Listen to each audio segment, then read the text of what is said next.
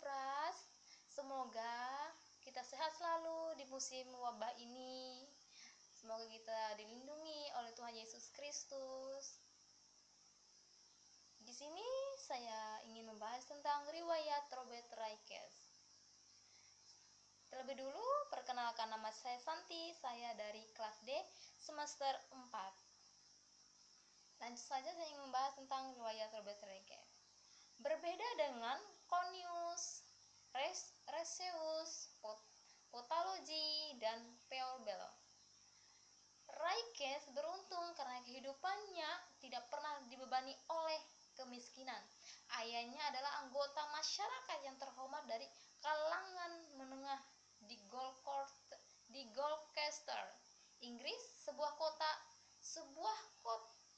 kota sedang yang terletak dengan tempat batas provinsi Wales di tepi sungai Severn, kira-kira 150 km barat laut dari London. Ia terkenal di Gloucester karena dia menerbitkan Gloucester Journal, sebuah surat kabar yang penggemarnya di daerah itu. Dalam urusan keluarga, penerbit itu menikah 3 kali dan 2 kali menjadi seorang duda. Tokoh yang kita bahas ini lahir dari istri yang ketiga yang 25 tahun lebih muda daripada suaminya dan dibesarkan dalam keluarga pendeta. Anak sulung dari pernikahan ini lahir pada tanggal 14 September 1735. Pada baptisannya di gereja St. Mary Day Christ, ia dinamakan Robert, namanya yang sama dengan ayah dan kakeknya. Pendidikan dasarnya diterima di sekolah kepunyaan jemaat. Tak kala Robert berumur 14 tahun, ia meneruskan studi pada sekolah katedral Gloucester. Rupanya pendidikan akademisnya diakhiri pada saat itu karena tidak ada bukti bahwa pernah menempuh studi pada taraf perguruan tinggi seperti halnya dengan adiknya Reginald yang menjadi seorang pendeta. Pendidikannya kejuruan bidang pencetakan diteruskan di bengkel ayahnya sendiri. Rupanya Robert sama seperti ayahnya amat bangga atas panggilan hidup. Buktinya keduanya senantiasa menamakan dirinya pencetak, bukan penerbit ataupun redaktur. Dia bekerja rajin dan mempelajari segala urusan yang berkaitan dengan penerbit urusan surat kabar. Tinjauan itu terbukti dengan kemampuannya mengambil ahli seluruh urusan yang berkaitan dengan penerbitan Gloucester Journal seperti ayahnya. Secara praktis Raikes yang baru berumur 21 tahun menjadi penerbit sekaligus kepala keluarga yang mencakup 5 orang adik dan ibunya. 10 tahun kemudian Robert Raikes itu menikah pada tanggal 23 Desember 1767. Ia menikah dengan Anne Trigge, putri Thomas Trigge. Seperti penerbit Gloucester Journal, Raikes sebagai penerbit Gloucester Journal, Raikes meneruskan kepribadian ayahnya terhadap nasib buruk rakyat jelata dan narapidana. Acap kali ia mendesak orang yang berkuasa untuk memperakasi langkah yang akan memperbaiki keadaan kaum miskin ini. Ia mengajukan agar mereka menerima bimbingan dari latihan.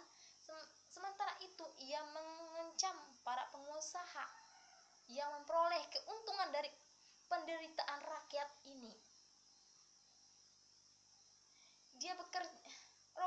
ini bekerja begitu rajin mempelajari segala urusan yang berkaitan dengan penerbitan kabar.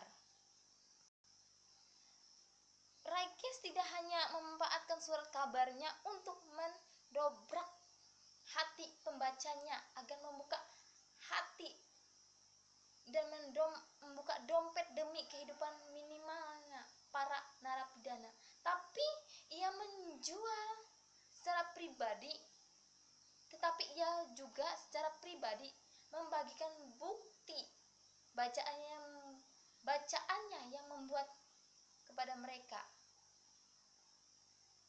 Dia tuh Robert Raikes ini tidak hanya menerbitkan begitu saja, tapi itu membuat banyak pengalaman, memberi wawasan bagi mereka. Dia tidak memberikan buku bacaan yang biasa saja, tapi memberi buku bacaan itu untuk menambah wawasan mereka, memberi pengalaman mereka. Selama bertahun-tahun Raikes tidak mengenal lelah dalam upaya memperbaiki nasib para narapidana, meskipun pelayannya dicomohi.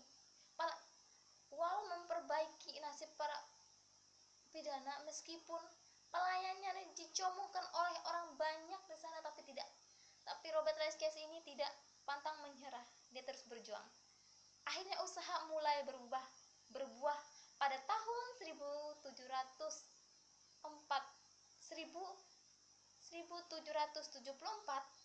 melalui pekerjaan John Howard dan Yang Mulia George Paul. Beralime mengasahkan dua hukum pertama yang mulai dapat mengatasi penghinaan terhadap martabat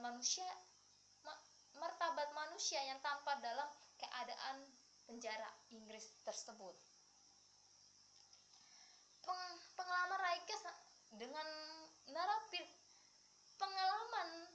Raikes dengan narapidana di penjara semakin menyadarkan akan mencari jalan lain selain daripada memperbaiki nasib mereka yang sudah ada di dalam penjara.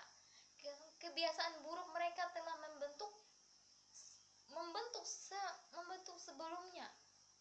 sebelumnya dalam hal sedikit saja antara mereka yang rela bertobat dan mencari gaya hidup yang lebih sesuai dengan moral masyarakat yang sudah ditetapkan.